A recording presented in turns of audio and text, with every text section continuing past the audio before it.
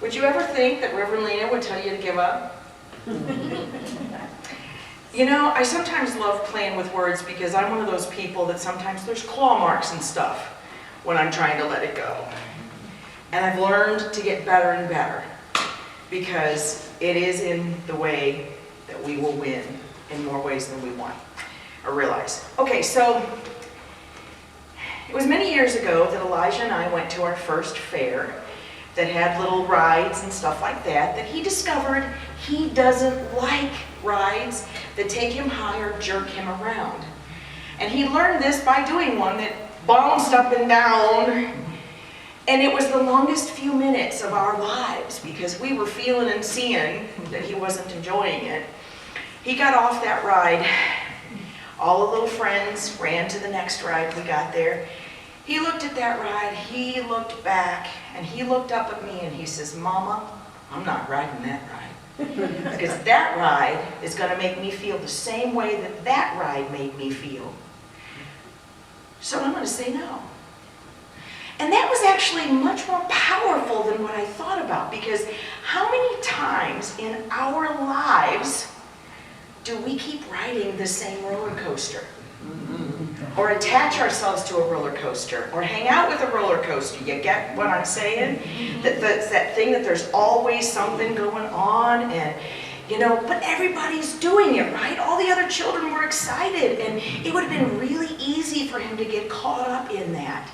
Because as humans, we want to be loved and belong. And we do amazing things to fit in. So the thing is to know thyself well enough that you don't compromise yourself. Because how often do we compromise ourselves and lose our peace or our joy or our comfort trying to fit in? We actually take part in chaos and drama and, you know, whatever, because it kind of makes us feel like we belong, or we're connecting, or we're accepted, when really they're distractions. So it's important for us to see it for what it is, the distractions. So my question to you is, though, can you give it up? Because so often we get used to, you know, getting into the, you know, the groove of people's rampages or whatever. Can we give that up and not partake in it? Because the distractions are actually pulling us away from what really matters. And it's like, what do you just have to turn the TV and watch the news. I don't, and I hope you guys don't either, but you don't have to watch the news for very long or touch base with media or read what's going on to know that, you know, there's so much fear-mongering about the world coming to an end, or it's falling apart, or, you know, that it's getting darker. I want to throw out a few challenges to that, and that is, possibly could it be that some really yucky old energy is being purged? That perhaps it's heavy right now because things are being brought up to the surface and they're being exposed to the light, and then hopefully transformed. That's where we come in, because we're transformers. But seriously, we are. If you are alive and in this time period, it is an opportunity for you to stand up for humanity. For you to be the one that can make a difference. Now, what does that look like, though? Okay? It's not like people think. It's about focusing on kindness and love and compassion and the well-being of ourselves, our friends, our neighbors, whoever it is. That is what it's about, us being steady and grounded and aware and shining. Because then we are actually the medicine that we really need to heal. So Eckhart Tolle has a quote that he says, most people, their spiritual teacher is suffering. Because eventually the suffering brings about awakenings. Unfortunately, I can't argue that. I see it in my practice, I see it with people I work with, I've experienced it in my own life. But what I want to challenge us to do is say, maybe up to this point, that's the way it's been. But can it be different? Can we shift? Because right now, things are shifting, people. Things are happening. And we want to be a part of the shift. Because for a long time, the powers to be have been hiding behind closed doors. We don't even know all that's going on. Okay? We're not even aware. And what they're counting on is for us, the masses, to be distracted, to be divided, to be quiet and not question ourselves and the world around us. But guys, the zombie apocalypse is over. We're not walking around like that anymore. We are paying attention, and we are starting to awaken and asking what questions? Is the world really falling apart? Or possibly is it the system that we're waking up to is falling apart, that looked like it served us, but probably never did, or very poorly, okay? Now the warning with this though, as this crumbles, as humans, we like comfort, we like familiarity, even if it's not healthy or what's best for us. So we have to be careful to not fall into that complacency, because it is scary. It is sometimes frightening, because we don't know what's going to be on the other side of certain things, big or little. It's the unknown. Eckhart Tolle says, sometimes surrender means giving up trying to understand and being comfortable with the unknown. So I think we can all agree there's so much happening right now. There's so much shifting. The energies are doing all kinds of wild things, but we don't always understand or know what's going on. Can we be okay with that? Knowing that we don't know. We're not sure. Because where our true power is for those of us that take the time to listen to that inner voice within us and attune to it, and not getting caught up in what the world is getting wadded up in, okay? Because the goal is to develop our spiritual connection, our spiritual development, our spiritual awareness, and our spiritual stamina. That's where a good focus is at. So that when problems and issues do occur, we're not reacting from raw emotion. We're actually operating from a wisdom of knowing who we are, what we are, and that we're a part of something much bigger than ourselves. But be realistic, it's sometimes tough, things bother us. And it's funny because I'd like to say it's just the last few weeks, but I have to say it's months that I kind of feel like, in a fun way, things have been wackadoodle. I don't know if it's been wackadoodle in your life, but it's been wackadoodle in mine. And it's just one thing after another, and my son's like, Mom, you're really handling this really well. And I'm like, okay, do I not normally? And he goes, no, I'm just making sure that you know that you are. And I'm like, okay, good.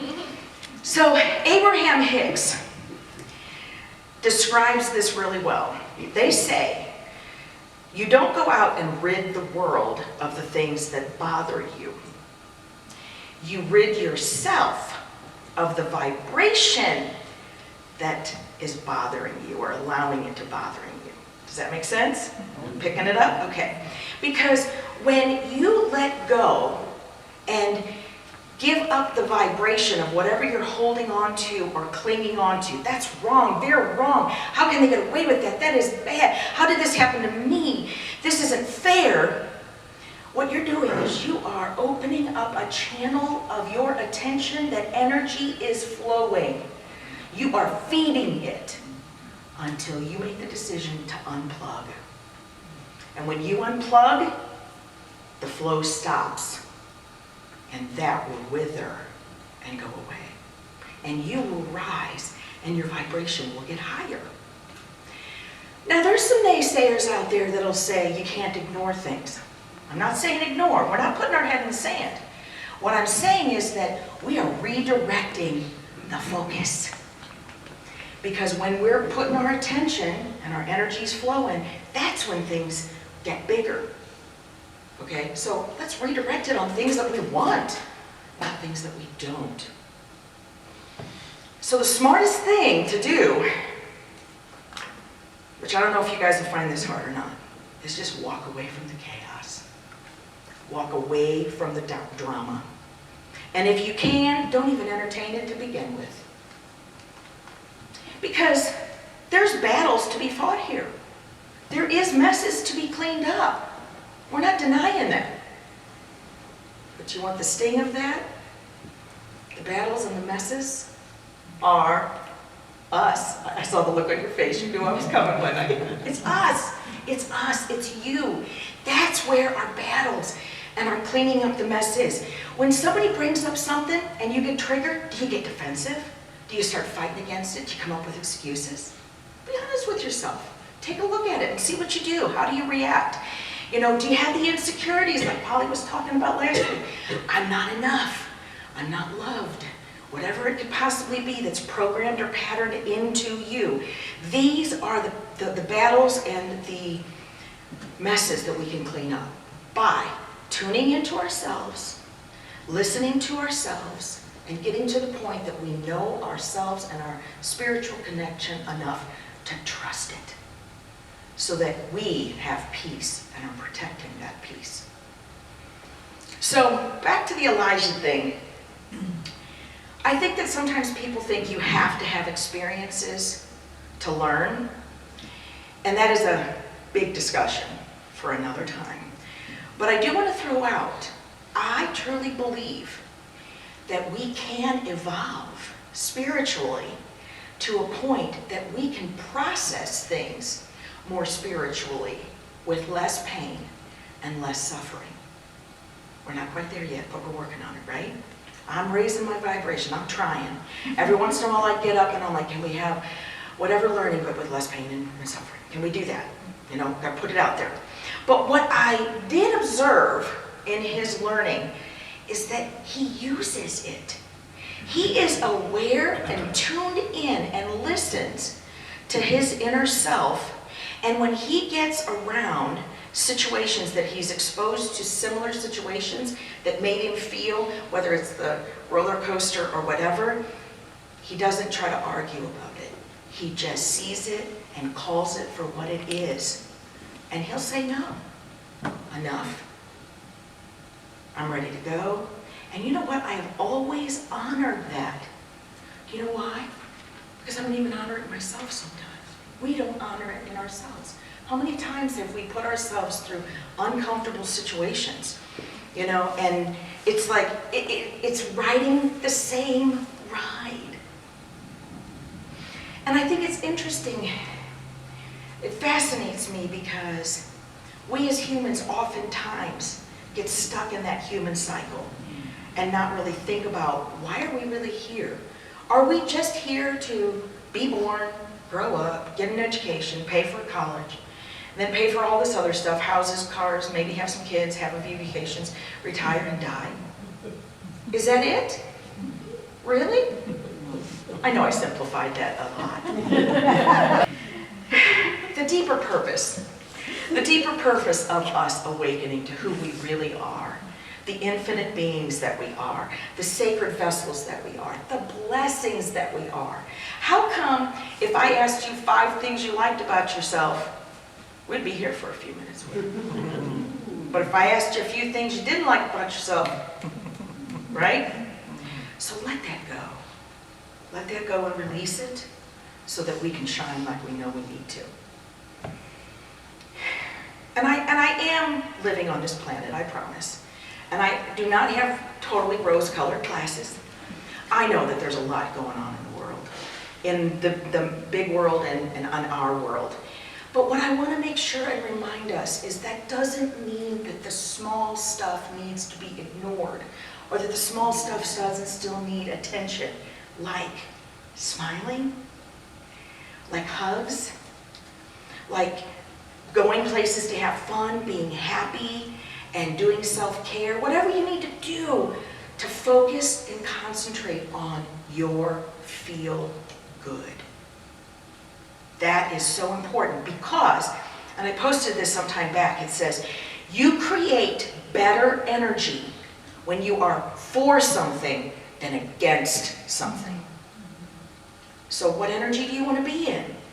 Make that choice, make that conscious about that. And then speak with intention about it.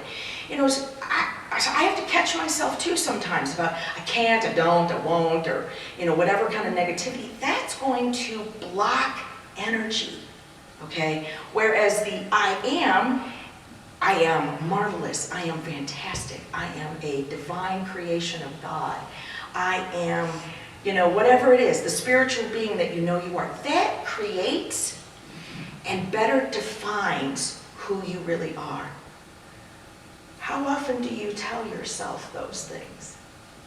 How about every day when you brush your teeth and you're looking at yourself in the mirror?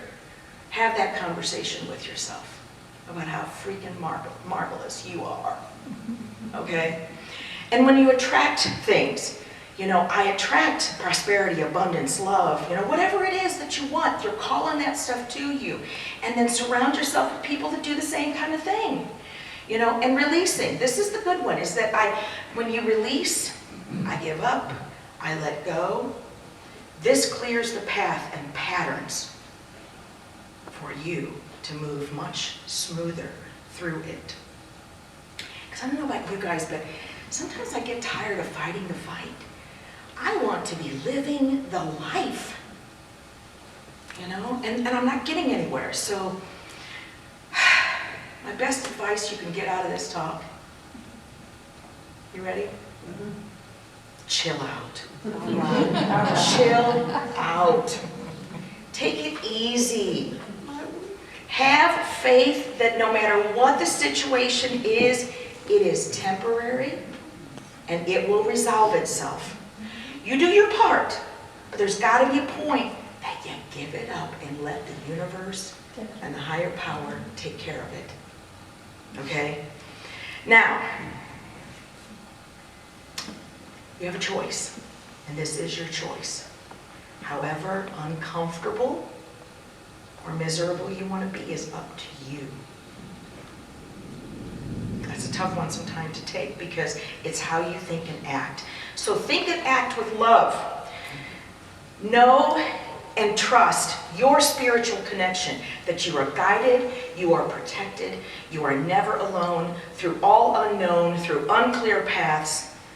You are winning when you move in that kind of wisdom and live in that kind of wisdom, because we are spiritual beings with the ability to do that, to look within ourselves and find a capital T truth and then live by it. Namaste.